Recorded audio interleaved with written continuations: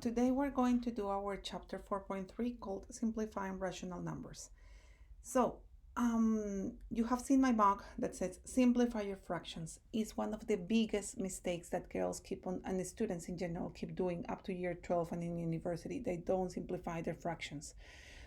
So in general, fractions are always written in simple form. It says in general because there are sometimes for specific reasons, and you're going to see some of those specific reasons later on in this year when we don't want to simplify our fractions. But in general forms, if it's not specified otherwise, or if you don't have a purpose of why you're not simplifying your fractions, you always have to write them in simplest forms, which means that it's in the lowest equivalent form. So we already have spoken about equivalent fractions in our previous lessons. So let's do some examples to know what we mean by this. So for example, the second thing that I want to say here is that one of the your biggest difficulty here is going to try to learn things to do in a different way of what you learned in primary school. Most of you have learned how to simplify fractions when you were in primary school.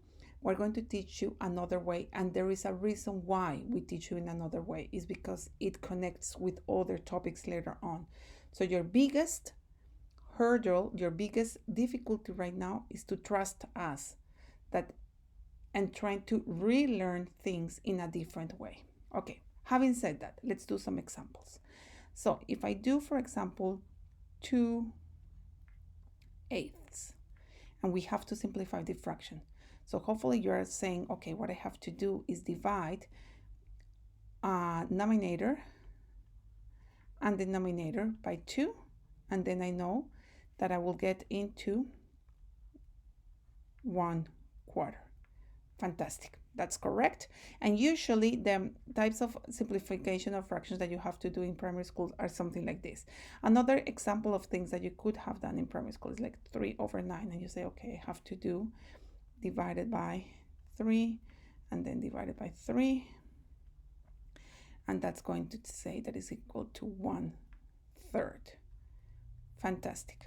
Another example of things that you would have done, 5/10, that you could have said, okay, divided by 5 and then divided by 5, and you say, okay, it's going to equal to 1/2. Maybe things got a little bit more difficult if you had to do something like 12 over, I don't know, 36, let's say, something like that. Oh, okay, so things are getting a little bit more complicated. So maybe you started, okay, I know I can divide both by 2, so I'm going to divide first by 2, both of them. And then you say 12 divided by 2 is going to be equal to 6. And then 36 divided by 2 is 18. And I know that I keep on going, so I can divide by 2 again. And I divide by 2 again, and I say, okay, 6 divided by 2 is equal to 3. And then 9 divided by 2 is 9.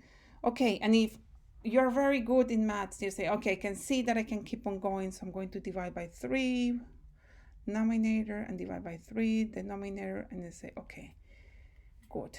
This means that I'm going to get to 1/3, which is correct, and it's fantastic, okay? But what happens is that a lot of the times when people have to divide by multiple factors like here, that you have to divide first by 2 and then by 2 and then by 3, at some point in here they make mistakes. It's one of the problems.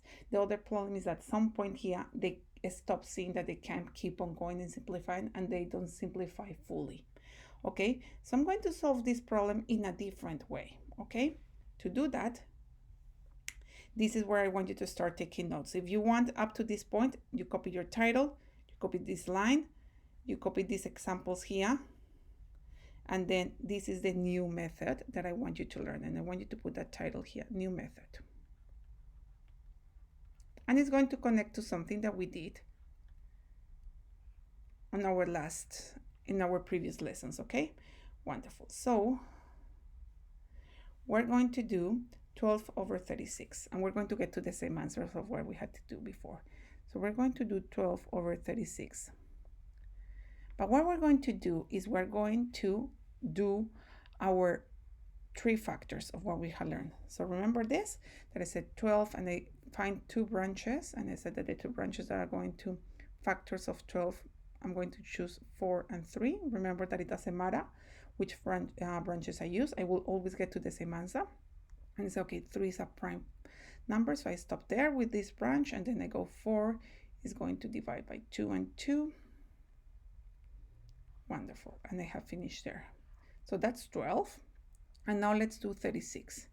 So 36, I'm going to go 6 and 6. And then I know that 6 is 2 and 3. And 2 and 3. Great. So I know that 12 can be written as 2 times 2 times 3. Agree? And then 36 can be written as 2 times 2 times 3 times 3. Agree? So I'm going to write exactly what I have here. I'm going to say, okay, 12 is equal to 2 times 2 times 3. And then 36 is going to be equal to 2 times 2 times 3 times 3. And then we're going to start simplifying. I know that I can simplify a 2 and a 2, and then another 2 and another 2, and then a 3 and a 3. And you might be saying, oh, I don't have anything left here. So that means that this is a 0? No, remember that is always, there is an implicit times 1, because 1 is a factor of all numbers. Remember that. So there is an implicit 1. So that means like it's hidden there. So then I had that 1, and then I cannot simplify that 3 with anything on top. Therefore, this one is going to be equal to 1/3. And I get to the same answer that I had here. And if you can see, I simplify by 2. Here I simplify twice by 2 and once by 3. The same here, I'm doing the same thing.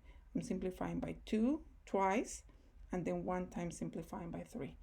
The difference within this method and that method is that here I'm 100% sure that I have gone as far as I could. Okay, I'm going to stop this video here, and in part 2 of this lesson we're going to do much more other examples. Okay, we're going to do more examples. Sorry girls, it's the holiday, so you know my English is not up to scratch. We're going to do more examples. Okay,